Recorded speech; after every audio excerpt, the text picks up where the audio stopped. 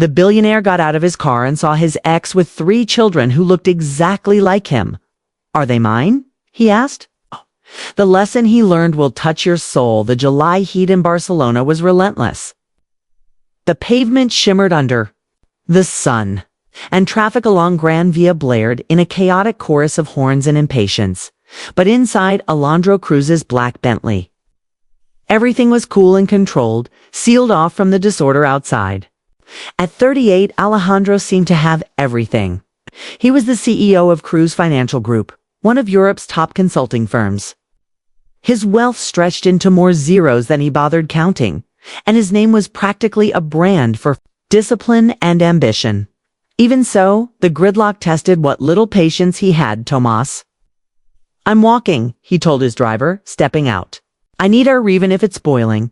His penthouse was only a few blocks away. A short walk might clear his mind before next week's high-stakes merger with investors from Singapore. His life was always like that, planned, optimized, efficient. He moved quickly through tourists and scaffolding, mind buried in projections and strategy until a voice near a supermarket entrance stopped him cold. "Ethan, don't run." "Noah, help your brother with the bag." "And Lucas, tie your shoes, please." Alejandro's head snapped toward the sound. There she was, Isabella. 6 years had passed, but he would have recognized her voice anywhere. Her hair was tied back carelessly.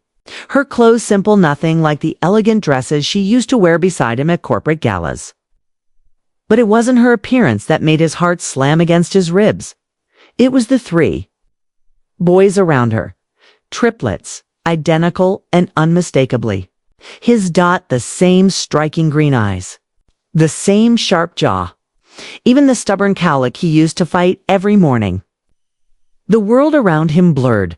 One of the boys, the one in a rocket t-shirt, noticed him staring. "Mom, that guy's looking at us funny."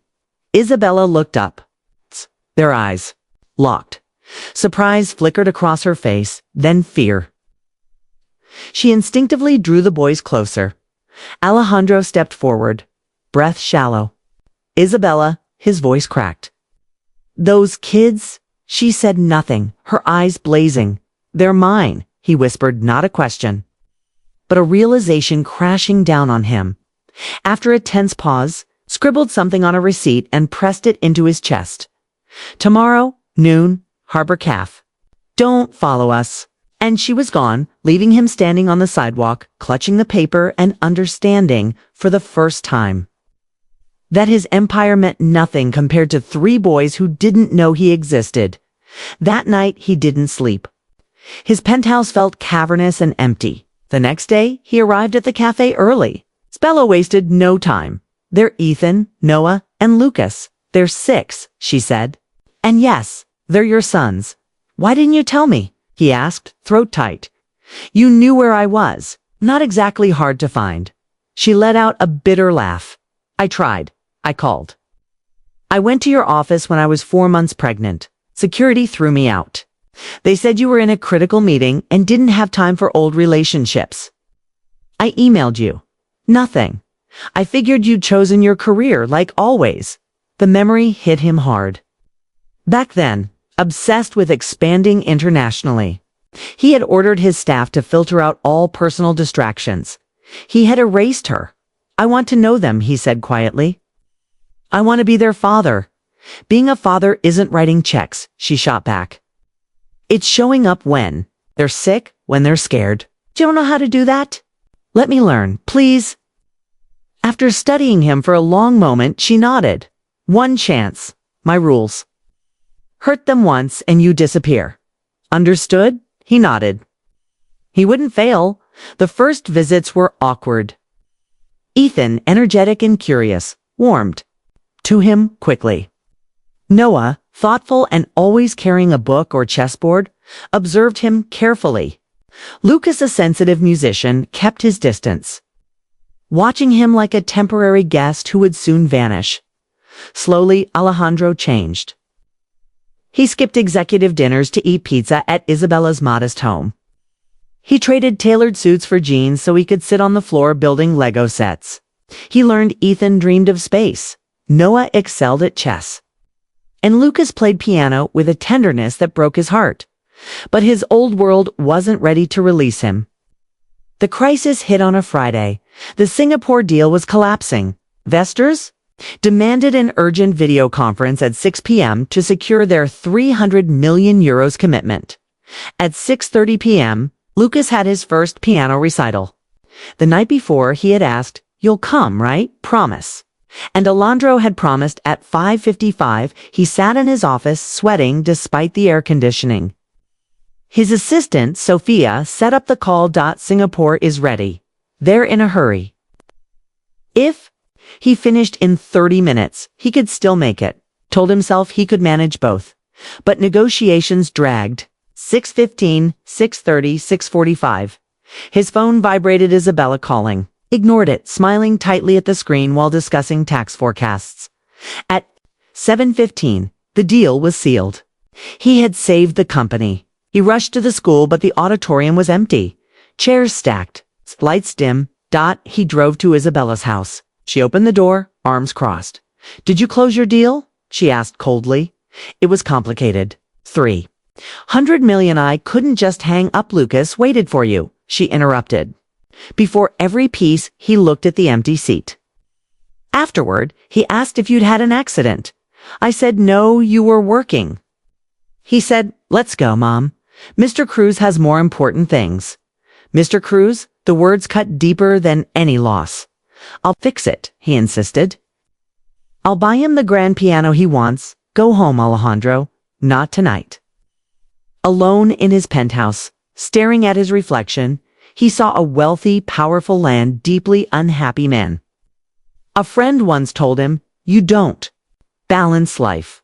You prioritize. If family never wins, you've already lost." Now he understood. The next day, instead of focusing on profits, presented Family First Initiative to the board. Flexible hours, no after-hours calls, and a corporate campus with daycare, a school, and family spaces so employees wouldn't have to choose between work and their children. The board erupted. "You're out of your mind," shouted Thomas, the chairman. "Investors will run. We'll vote Monday. If this continues, you're finished." "Do what you must," Alejandro replied. Monday morning. Minutes before the decisive meeting, Isabella called in a panic. "It's Noah. He fell at a chess tournament. We're at the ER. He's asking for you." 20 minutes until the vote that would determine his career. Sophia looked at him anxiously. "If you don't go in there, they'll remove you." He glanced at the boardroom, then at the photo of his sons on his phone. For the first time, the decision was simple. "Sophia, go in. Tell them my proposal stands. If they fire me, send the papers home. I've got a chess match to attend." He ran.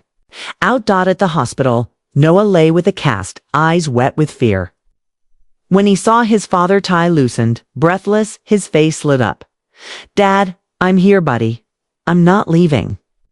He stayed all day, playing cards, making terrible jokes, ignoring the non-stop calls on his phone. That evening, Isabella approached him. "You had that big meeting today, didn't you? The news said your job was at risk." "I had something more important," he said. His phone buzzed. "Sophia, the vote was 7-6. You're still CEO, and the Singapore rep heard what happened. Said a man who stands by his principles is the partner they want. They've doubled the investment for the new campus." Alejandro exhaled. Isabella smiled and took his hand. "Lucas forgave you," she said softly. "But you'd better show up to the next recital."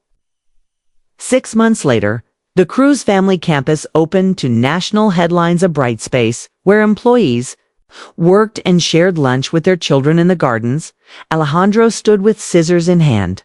Beside him, 3 boys who looked just like him held the ribbon. "Ready, Dad?" Ethan asked. "Ready?"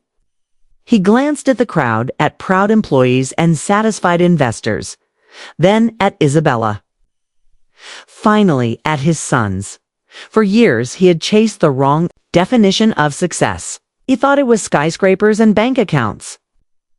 Now he understood it was this. An ordinary day, tie loosened, knowing he'd be home for dinner. He cut the ribbon, but his greatest achievement wasn't the campus. It was that when Lucas looked at him and smiled, he no longer saw Mr. Cruz. He saw his dad, and that was worth more than all the money in the world.